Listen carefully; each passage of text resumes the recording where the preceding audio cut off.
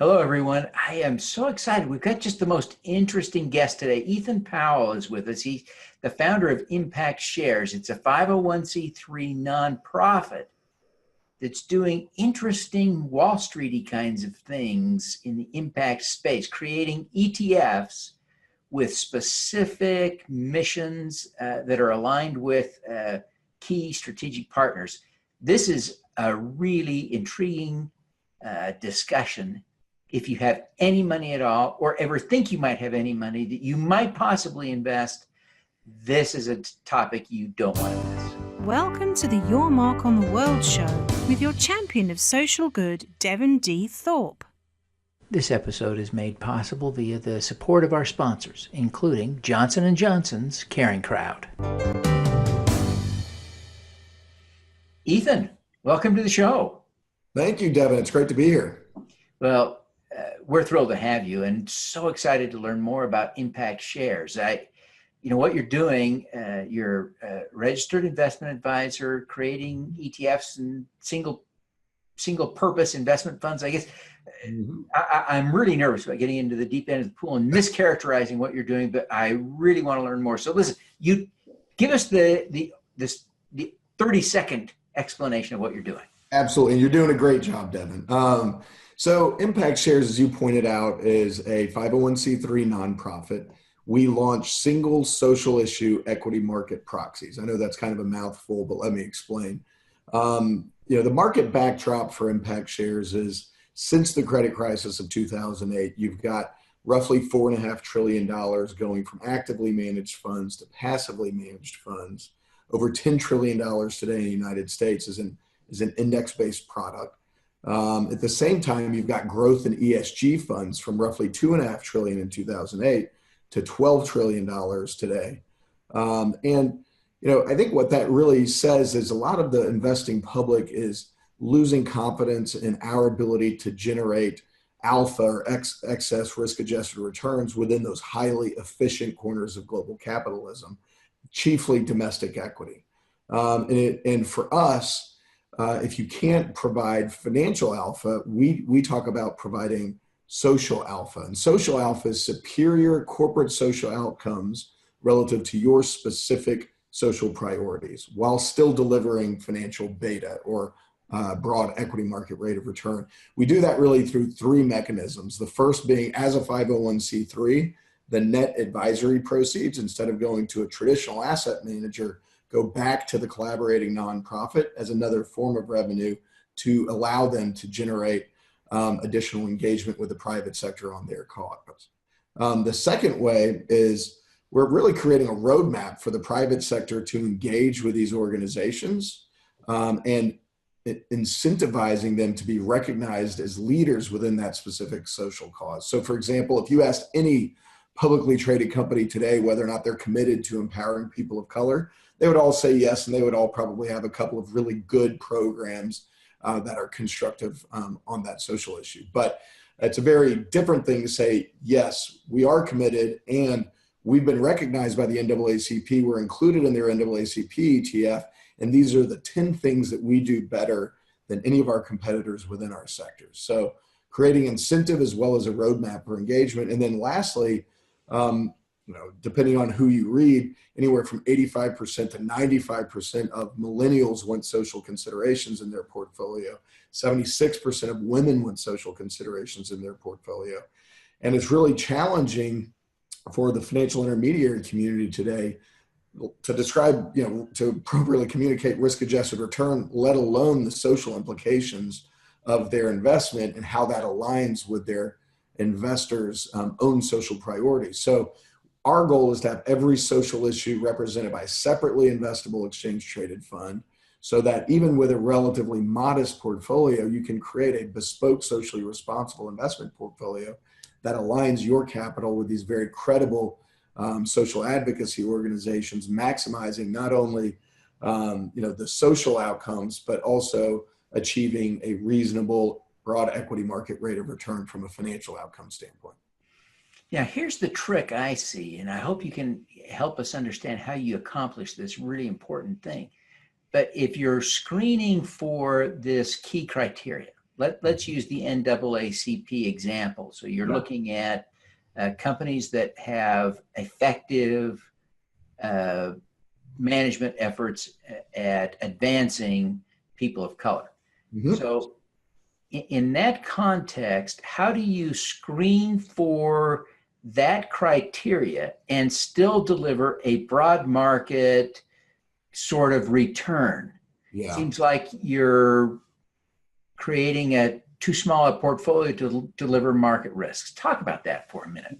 No, you're exactly right. And one of the real criticisms of ESG historically is underperformance. And a lot of that underperformance comes because a lot of ESG strategies take a pure divestiture approach, which is, we have no energy companies, or we have, you pick the cause and they completely divest of entire sectors, right? So when the market runs, or in the case of energy, when commodities run, you're left underexposed to that financial factor. So for us, it's really important that our primary investment objective is financial beta, which means we pick the leaders, not broadly, but within each specific sector, right? So you may have a situation where, the worst retail company may be doing better from a women's empowerment standpoint relative to an energy sector company, but we really need that energy sector exposure, so ExxonMobil is included.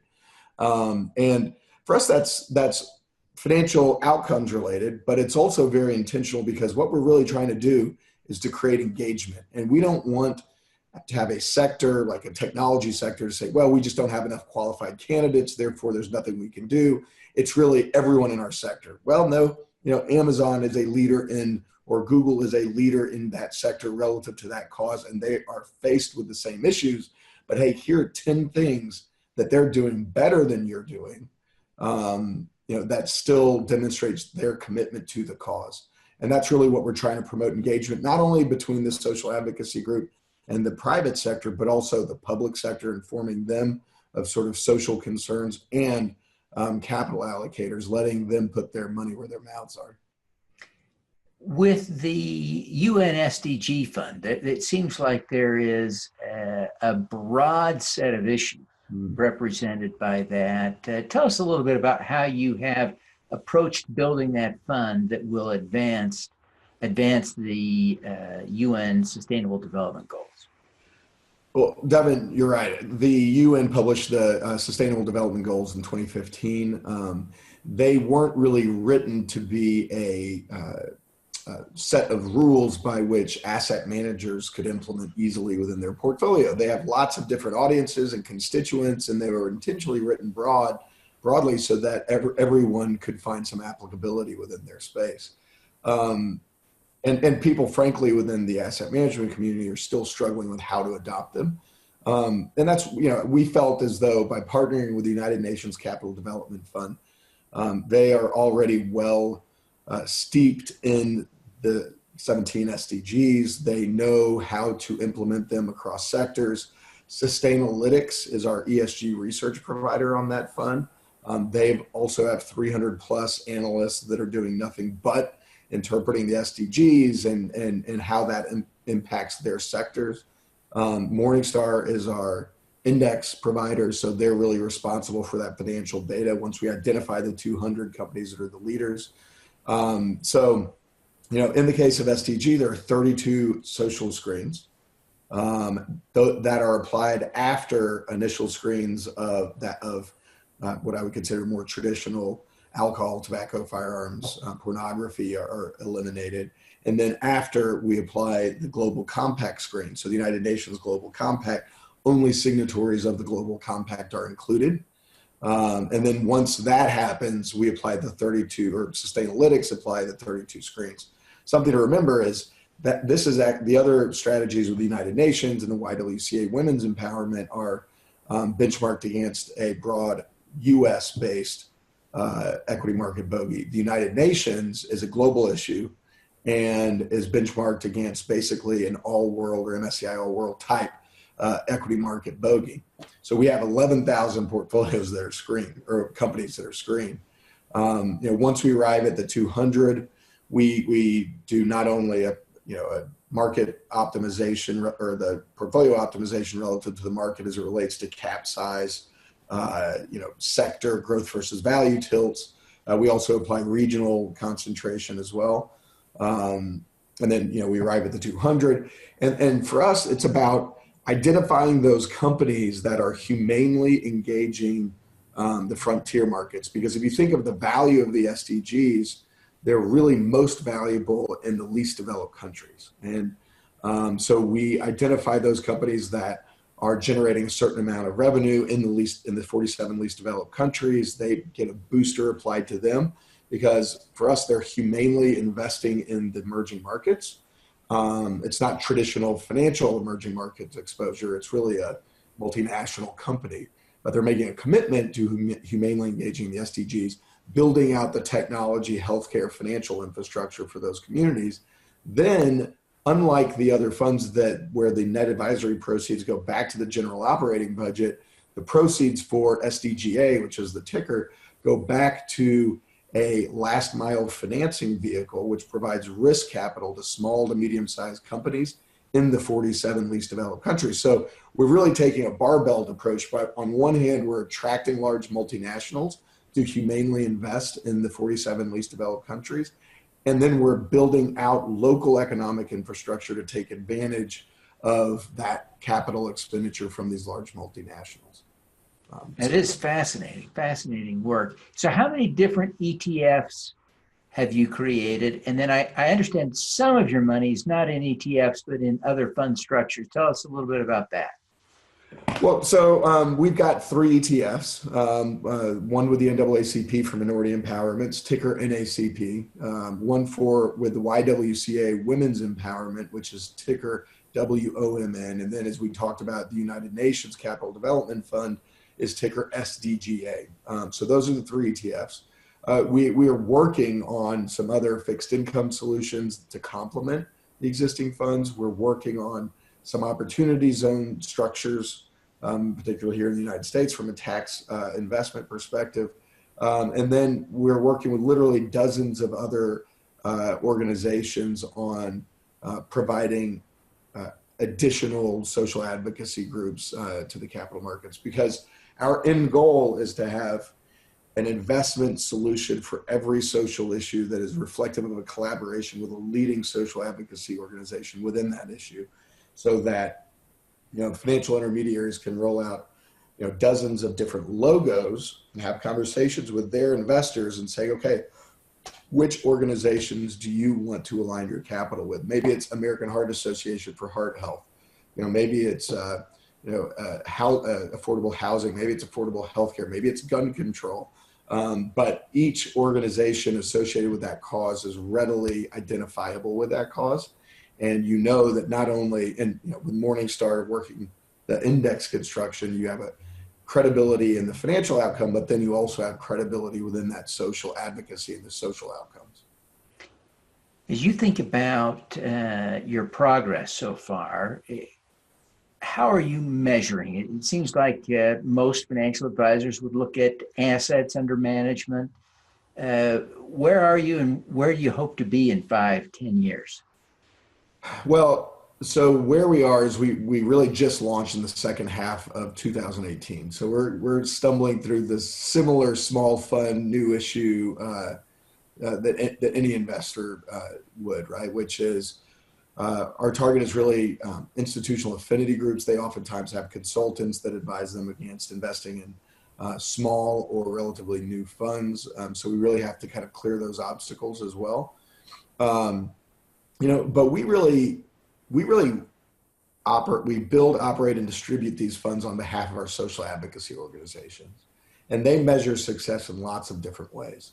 In most cases, particularly at the YWCA, they're really about elevating their brand to be the ambassador for the women's movement within the private sector, right?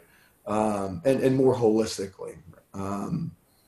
And if we measure success through brand recognition and media attention, we've had 80 discrete articles written about the platform in the last half of last year and into this year. The media really loves it. The investing public loves it. We've been getting great feedback. In fact, just this week at the big ETF conference, someone told me that they've never seen a bigger mismatch between investor and media interest and assets under management, which is fine. It's just, again, something that Growing Pains goes through. But, we're asked to provide commentary on lots of issues. We'll be in tomorrow's Wall Street Journal talking about PG&E and the complications of investing in ESG strategies if you're trying to find generically good corporate citizens, right? Because, hey, they were in our women's and minority empowerment ETFs because they have clear commitment relative to those issues. And then, then there's the issue in California that brings to make potentially some other issues. But so we've gotten good awareness in what we're doing, great market feedback. We feel confident that the assets will come in time. Our performance has been really good. The Sustainable Development Goals Fund actually was the 4th percentile in performance in the 4th quarter of last year. Market Watch actually did a piece on it. So as far as engagement with the private sector, the YWCA was engaged at Google. The NAACP was engaged at Starbucks when they had their Philadelphia incident. YWCA was engaged with CBS. We had some engagement here in Dallas with the Mavericks when they were, having to deal with the issues that came to light there. So the goal is really that the private sector should view everyone on this platform as a trusted consultant relative to those causes that are standing ready to help them navigate these increasingly tricky social issues. Well, Ethan, what are you most proud of having accomplished so far? Well, I wish I was sitting here and saying the assets under management were billions and billions, but I think what really it makes me very proud is bringing together so many great financial services organizations that really believe in this cause and see the vision, and then being able to gain the trust of all of these social advocacy groups, because historically these social advocacy groups are not prone to trusting the private sector, and certainly not Wall Street. In fact, Bloomberg had a great quote, which was, "There are more than wolves on Wall Street," right? So I think it's time that we sort of take that narrative back. And I think that's one of the reasons why it's been so well received. And I'm proud to be a part of it. And, hopefully we can start gathering some assets soon. Yeah. As you look at what you've been learning, seeing, doing over the last couple of years, getting this spooled up, what is the most important lesson you've learned? I think to be flexible. I think we're in an environment where real innovation occurs. If you're looking at a Venn diagram where we have intersection of different capabilities and experiences, and different sectors intersecting with one another. I think for me, what I see real progress is bringing in not only the social advocacy organizations, but technologists and other people from outside the financial services world to really bring innovation into the fray. And a big part of that innovation is going to have to come from working with our regulators as well, right? We're really one of the most highly regulated businesses out there. And oftentimes, it's funny, I was just joking the other day that still within the FINRA guidance, they say that you're not allowed to use cornucopias to describe your investment or use that as imagery. And I was like, well, I guess if I were trying to appeal to pilgrims, maybe I would. Yeah, that would be a problem. Yeah, but I'm not sure anybody even really knows what a cornucopia is anymore. So Yeah. I think that tells you, and certainly a lot of really good, competent, capable, strong people are in the industry, and it's just a matter of getting them to see some of the vision of what financial services could and should be and bringing them along with us. So. Yeah. Well, Ethan, obviously you've got talent for this. You could be doing any number of different sorts of things. What attracted you to Impact Shares in this strategy? Well, so I come from a family of academics. So I'm kind of a reformed hippie, although I was kind of, if you remember Michael J. Fox in Family Ties, that was kind of my character. My father worked with Norman Borlaug on the Green Revolution. Norman Borlaug won the Nobel Peace Prize for feeding the mass hungry. You know, today it's vilified as GMOs, right? But without that, you might have mass starvation. So, you know, I always knew I wanted to do something different with my background in education. I'm just fortunate that I have an opportunity now to execute on that. So, excellent. Ethan, what's your superpower? To be unabashedly optimistic. And I don't burn easily. The conference we were just talking about was in Florida, and everyone else got sunburned. But I now have this odd orange glow. Someone asked if I use Trump's makeup artist. So maybe what a hoot. Well, congratulations on great skin and a great superpower. But thank you, Devin. we thank you very much for taking the time to be with us today. I know you've got to run. Before you go, would you take just a minute and tell people how they can learn more about Impact Shares, how they can buy one of your ETFs, and how they can connect with you personally? Well, you can follow us on social media at Impact ETFs. Our website is impactetfs.org. You know, the tickers are NACP for our minority empowerment, WOMN for our women's empowerment, and SDGA for our United Nations Fund. And I would encourage you to follow us on LinkedIn, Twitter, Facebook, all of the social media channels. And we'll be ringing the bell with the NAACP at the New York Stock Exchange on February 26th. It's a closing bell, and we'll be live streaming a panel discussion on social justice in the private sector. Fantastic. Well, Ethan, thank you so much for being with us. And we wish you every success in your efforts to scale up these ETFs that will change the world. Thank you, Devin. We hope so. All righty. Let's do some good. At Caring Crowd, we believe everyone has the power to make a difference. Through our crowdfunding platform for community health, we empower passionate people to drive real change. Whether you work for a nonprofit organization, volunteer, or want to get involved for the first time, you can post a campaign on Caring Crowd. Join us, because caring is where change begins. Thank you for listening. Devin Thorpe's mission is to end extreme poverty, improve global health, and mitigate climate change before 2045 by finding and sharing the stories of those who are doing the most good. You can join with other listeners to accelerate Devin's mission by visiting helpdevin.org right now.